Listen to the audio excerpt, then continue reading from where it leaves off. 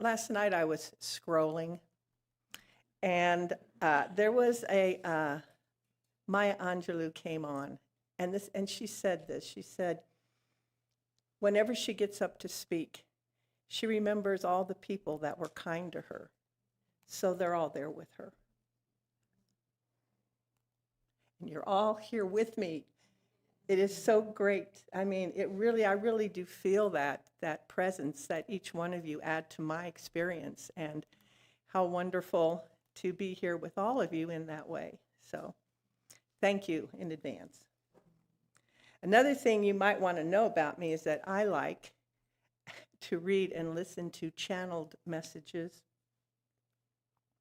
It started in the 1960s with that amazing stuff from Seth that was channeled by, what's her name? Jane Roberts. Yes, and then that was followed by Ramtha, who was channeled by J.Z. Knight. And then there's Bashar, who's channeled by Daryl Anka. And also, I'm a Course in Miracles student, so it is pretty well known that the Course was written by Jesus and channeled by Helen Schuckman. I also listen to Cryon, who is channeled by Lee Carroll. And I bring this up because last week, one of our Course in Miracles students sent me a recent channeling of Cryon. And I will tell you, if any of you want me to forward it to you, I will be happy to. It was very uplifting and very reassuring of where we're going. So that's why she was sending it out to encourage us all. But I want to tell you that there was one line in there that just really caught my attention, and it caught my attention so much that that's what I decided to share with you this morning. So I want to tell you my best translation, not translation, but transcription of what Cryon said. It wasn't until the 9/11 event when over half of the earth experienced the same compassionate event that things changed that should never have changed on this planet. The strength of the magnetic field tripled for a little while. Experiments at Princeton regarding random number generators and the idea of chance of rolling the dice were skewed, all because of the consciousness that was generated by billions of people all having compassion at once.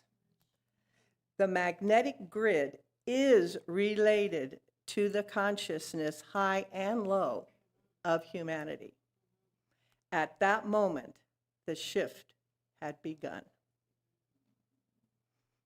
And I looked later, and the odds of that happening were like 1,000,000 to 1. So it really made me hopeful and energized to hear that, because first of all, it was good to know that the shift really has begun. But I was more excited that what made it happen was the combined consciousness of the people that created it. And reflecting on all the chaos and uncertainty in the world today, I thought, it's not a new thought, but maybe we really could use this to create change in the conditions of our world. So last week, Reverend Kathy did a lesson on pebbles in a pond. And she showed us the importance that each one of us has, our individual impact, and that our thoughts are powerful and that they radiate out as ripples into the field of consciousness, and then that's what manifests in the world that we see. Well, she encouraged us, you're going to like this, Kathy, she encouraged us to become engaged with the truth of who we are, to embrace our potential ability to affect change of the world, and to do that by embodying the spiritual powerhouses that we are. She encouraged us not to get stuck in our fear, but to remember to align with love. And today, I just want to take that message one step further. But in order to go one step further, I'm going to take just a few back, because I think it's important to understand how our individual and collective actions based on love, compassion, and interconnectedness really can change the world. We're now on the cutting edge of a major shift, and I think it's important for us to see how we got here, because for a very long time, it really wasn't our worldview that embraced or embodied cooperation, oneness, or interconnectedness. So I'm going to take you back to Darwin, 1880s. So, Darwin taught that the way we survive is by competition. And that because resources were limited, we had to fight for each other in order to survive. Well, that was a handy way for us to justify killing others and stealing their resources. And that naturally led, now this is my embellishment, this led to being the biggest and the strongest and the fittest made you the most powerful. And those that were smaller and weaker, women, had to settle for a lower position. And so inequality and separation naturally followed. The strong got stronger, the weak got weaker, and the separation got larger. Well, what was interesting is that before Darwin, there was this guy, Jean-Baptiste Lamarck from France, who in the 1700s, he proposed his theory, and it did not say at all that competing was what allowed mankind to evolve. But rather, it was cooperation that allowed people to survive and thrive. Working together and sharing resources is what actually allowed humanity to grow.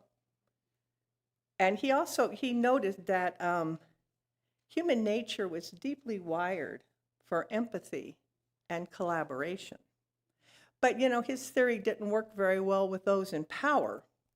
And so science adopted Darwin's theory, and that ripple went through our whole culture of this dog-eat-dog mentality that then kind of grew into this divide and conquer separation consciousness. And though, some people still want to hold on to Darwin because it works for them, the shift has happened. And Lamarck is being proven correct.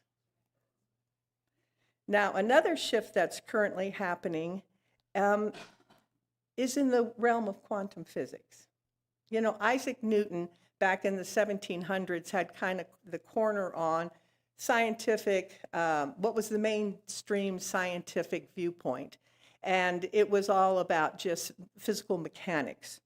And it then evolved somewhat when Einstein showed up in the 20th century, and he brought forth his ideas of relativity.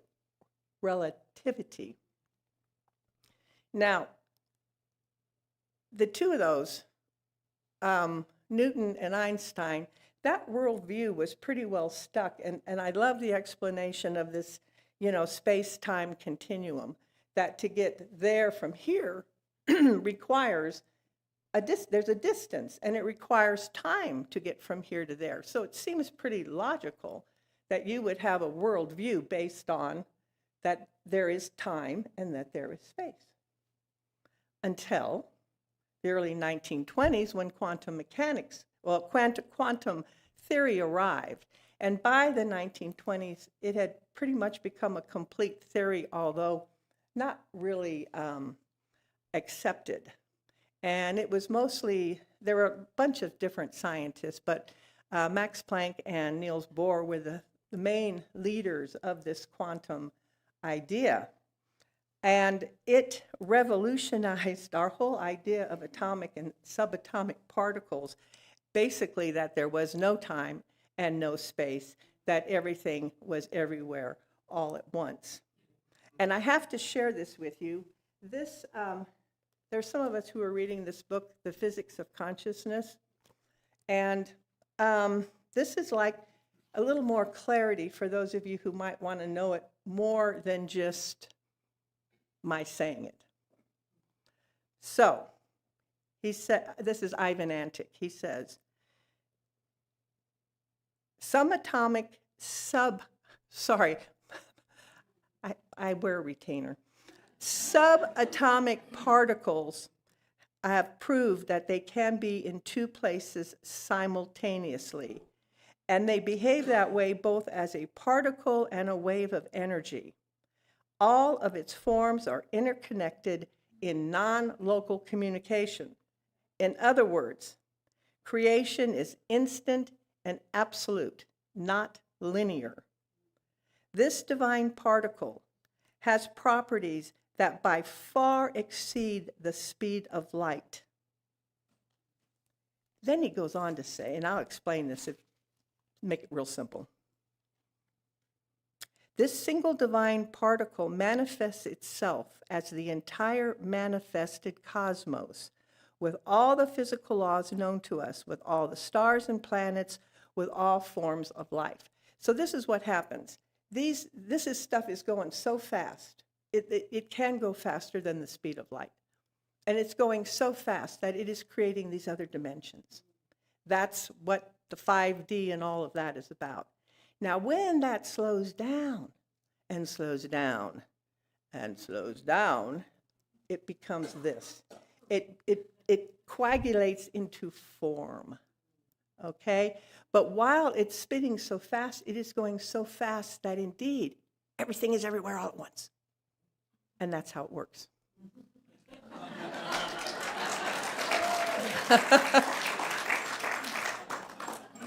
That was a very short version.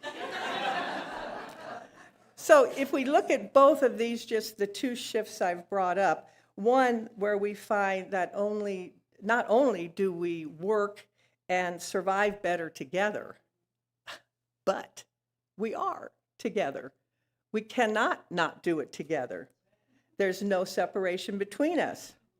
And it's so wonderful that the shift in science is finally starting to align with spirituality and especially science of mind, which we've been teaching for quite a while now, which is there's only one. Let me hold on, there's more.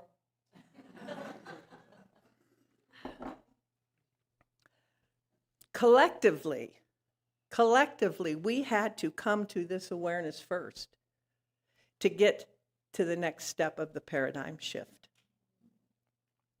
Not only do we survive and evolve by working together, not only do we affect the world's conditions by working together, not only are we able to change the world by working together, we can actually create a world that works for everyone, which, by the way, is the theme for Centers for Spiritual Living.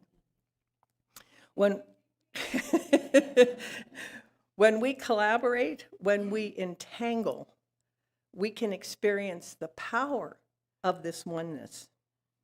And that's what happened on 9/11 that brought those random number generators into greater alignment. Now, here at the center, we've personally experienced the effects of coming together in consciousness through Lynn McTaggart's Power of Eight process. How many of you did a Power of Eight process? Yeah, there's quite a few of us. Her Power of Eight theory is based on the idea that small groups, ideally 8, that get together can harness the power of collective intention to create healing and transformation. And she holds that when individuals focus their thoughts and intentions on a specific outcome, such as healing or making a positive change for someone, that there are measurable effects not only for the recipient, but for the people who send it out. And that's because of the entanglement.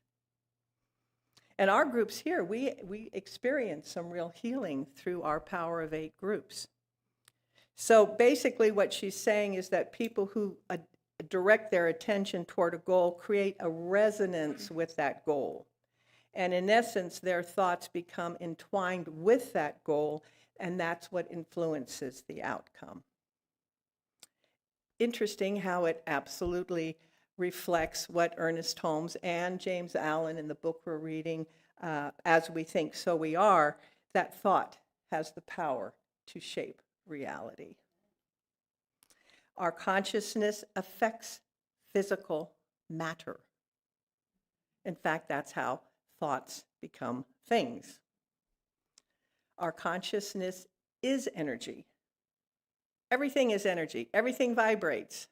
That's what Kenny does in his healing with the sounds. There's certain frequencies and there's certain amplitudes, and it all interacts. And sometimes, like those ripples in the pond, they cross over each other and they cancel each other out. But when they're in coherence, they amplify each other and they become even stronger. You might also want to consider the work done by the Heart Math Institute, because they have scientific information that shows that emotions and thoughts influence our physical and energetic environment as well. And it is the heart that sends out an electromagnetic field that affects the people around you. Groups of people sharing coherent frequencies of thought, especially those based on love, peace, and unity, create a tangible, which is interesting, it's like entangled, a tangible impact, both energetically and socially, leading to a better world. Now, all of this may seem pretty obvious to most of you, but we have to remember that most of the world at large is still under the belief of the old paradigm. I think sometimes we forget how really expanded our thinking is here. We know that everything is interconnected and that the only moment there is this one. So where do we go from here? What is the point of all of that? Well, last week I was listening to a podcast on Next Level Soul, and they were interviewing Neil Donald Walsh, who wrote Conversations with God. And he was very emphatic, giving us this message, which I am relaying on his behalf, that now is the time, more than ever, to be the change you want to see in the world. That when we realize that our every thought, our every action has power, it is so vital that we're conscious of it. And Kathy, how many thoughts did you say we did every day? 6,500 thoughts you need to be accountable for. Mm-hmm. Okay, we'll say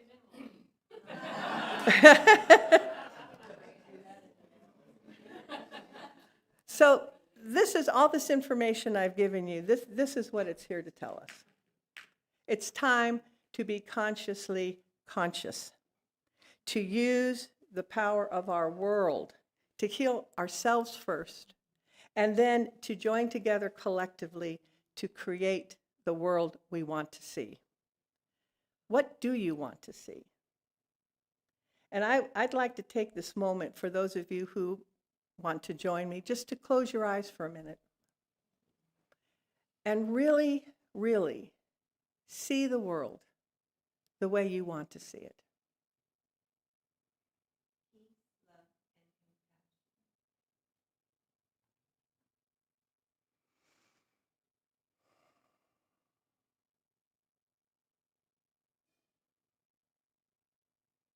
Do you feel an expanded heart?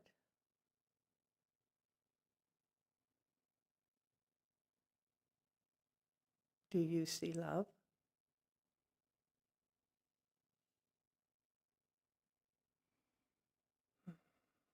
Let's stay here another moment.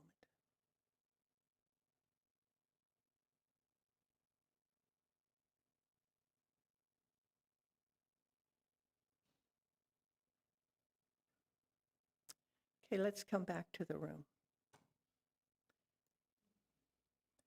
Now, if you listen to everything I told you, what you just saw already exists, or you could not have conceived of it. Remember, everything is here now. We can change the world individually and collectively. In feel like I'm back on my hippies days in the 60s. And we're all here because we're called to be here. We're here to inspire, to engage, to embrace, to embody. We're here to be that light. We're here to be an inspiration and to get others motivated. So, together, can we stand for something and make a difference? Just take one small step. Just challenge yourself every day. Just one act of kindness, one act of forgiveness. You might even get a little uncomfortable and really stretch yourself, but you don't have to have a big fancy thing all in place before you begin, because the most important step is the first step. Every major change started as a single act. And now, Alani, if you want to show those slides. Now, you've seen these before, but I just want to remind them. Remember this lone, he was called Tankerman of Tiananmen Square.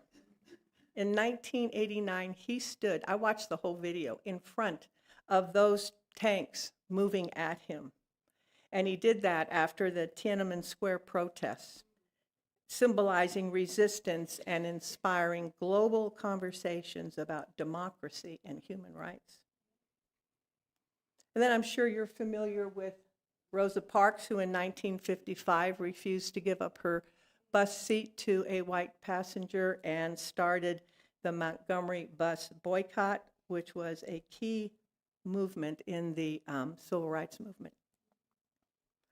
Another famous one, Gandhi, who in 1930 walked 240 miles to the Arabian Sea to protest the British salt tax. And it was an act of civil disobedience that inspired millions and became critical to the independence movement in India. Now, there have been a lot of others. Malala's work with, girls' education, Colin Kaepernick taking the knee. But just look at what's happening right now every day.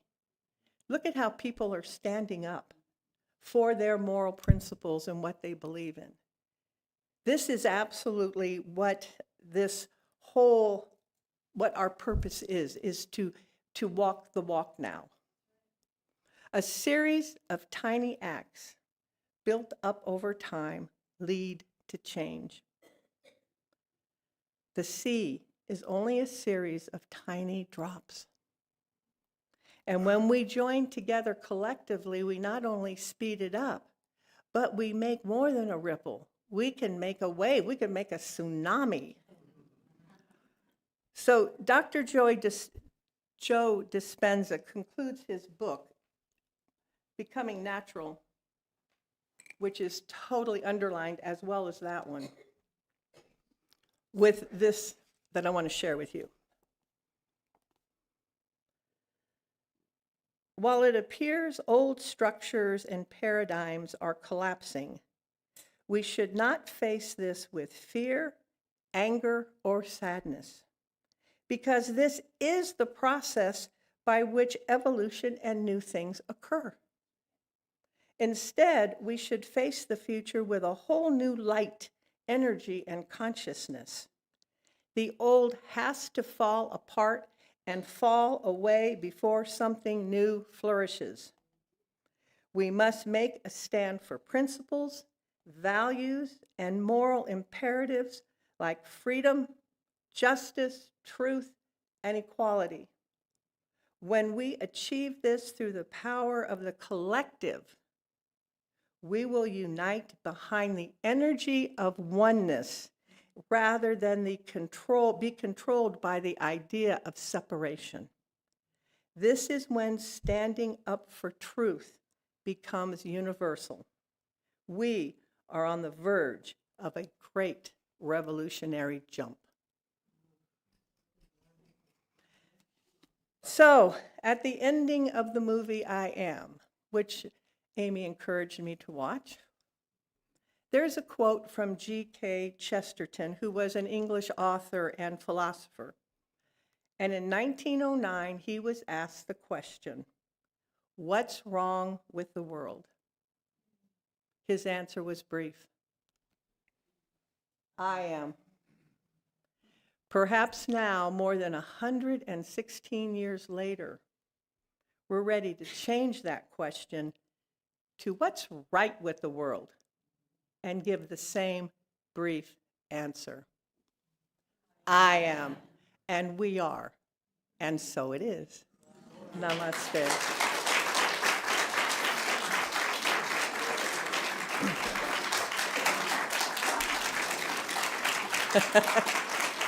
Thank you. We're all reflections of each other. Now, last week, Kathy also had an inspirational song after her talk. You see, I'm modeling. And her song was Rise Up? Okay. This is how I learned about Maya Angelou.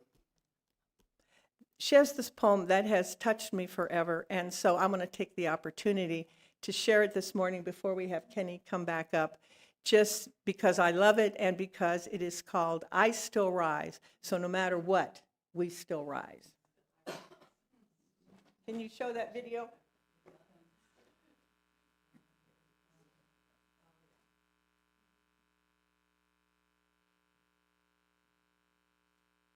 You may write me down in history with your bitter, twisted lies. You may trod me in the very dirt, but still like dust, I'll rise. Does my sassiness upset you? Why are you beset with gloom? Just because I walk as if I have oil wells pumping in my living room. Just like moons and like suns with the certainty of tides, just like hope springing high, still I rise.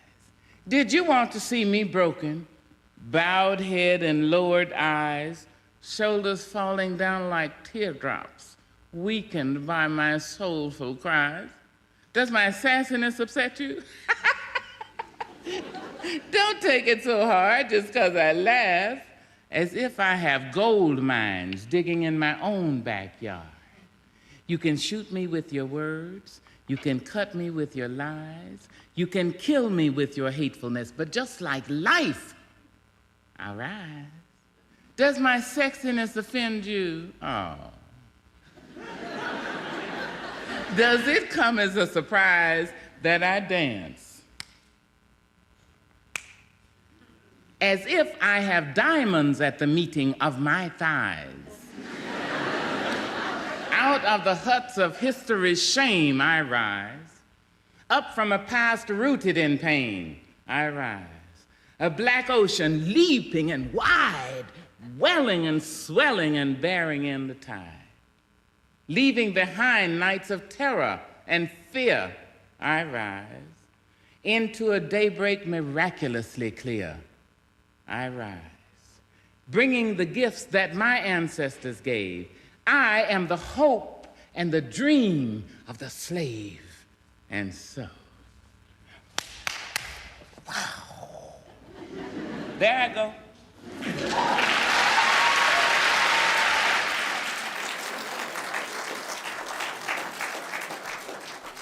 There we go. Love it. And now I would like to invite Kenny back up. Thank you so much.